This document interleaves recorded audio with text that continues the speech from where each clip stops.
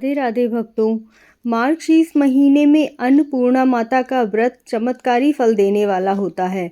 अन्न का भंडार भर जाता है, संतान की प्राप्ति होती है और सभी सुख और वैभव हमारे घर में निवास करने लगते हैं।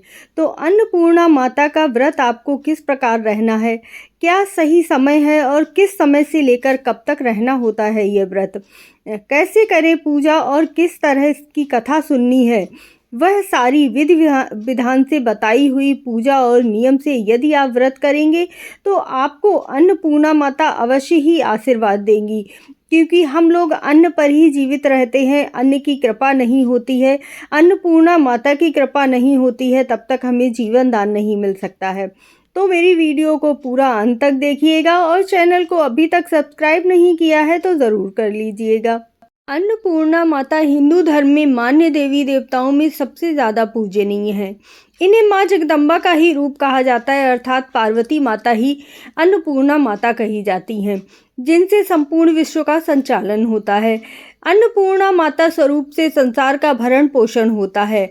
अन्नपूर्णा माता का अर्थ होता है धान्य, अर्थात अन्न की अधिष्ठात्री मात्रा। सनातन धर्म की मान्यता के अनुसार प्राणियों को भोजन प्रदान करवाती हैं माँ अन्नपूर्णा, अतः उनकी कृपा हमारे जीवन में सबसे ज़्यादा आवश्यक है। तो आपको माघ महीने में कब करनी है अन्नपूर्णा माता की पूजा, उसके बारे में जानिए। कृष्ण पक्ष की प्रतिपदा तिथि से लेकर शुक्ल पक्ष की षष्ठी तिथि तक, अर्थात 21 दिनों तक आपको इस व्रत को करना है। अगर आप इस व्रत को इस समय पर नहीं कर सकते हैं तो कुछ जगहों पर अलग अलग मान्यताएं हैं, उस प्रकार से आप व्रत कीजिएगा। कुछ लोगों के यहाँ कृष्ण पक्ष की पंचमी तिथि से लेकर शुक्ल पक्ष की षष्ठी तिथि तक यह व्रत किया जाता है, जो 17 दिन का होता है। कुछ जगहों पर शुक्ल पक्ष की अष्टमी से लेकर पूर्णिमा तिथि तक किया जाता है, 8 दिन का व्रत किया जाता है।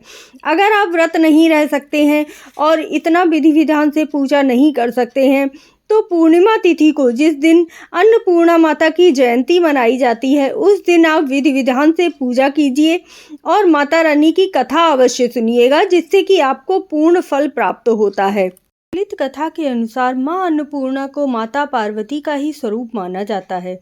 पौराणिक हिंदू ग्रंथ के अनुसार प्राचीन काल में किसी कारणवश धरती बंजर हो गई, जिस वजह से धन और अन्न की कमी होने लगी।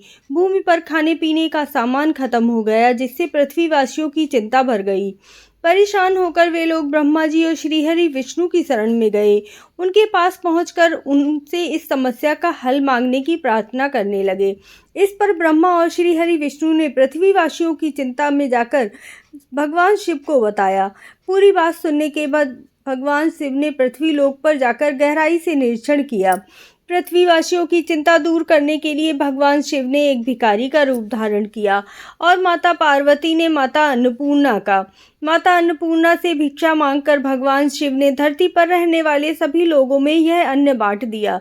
इससे धरतीवासियों की अन्न की समस्या का अंत हो गया। कहते हैं, यदि माता अन्नपूर्णा की फोटो आप अपने रसोई घर में या फिर अपने भंडार गृह में लगाते हैं तो आपके घर से सारे दोष दूर हो जाते हैं और अन्नपूर्णा माता की कृपा आप पर हमेशा बनी रहती है। प्यार, पैसा, प्रगति और प्रतिष्ठा बनी रहती है। तस्वीर किचन में सकारात्मकता लाती है।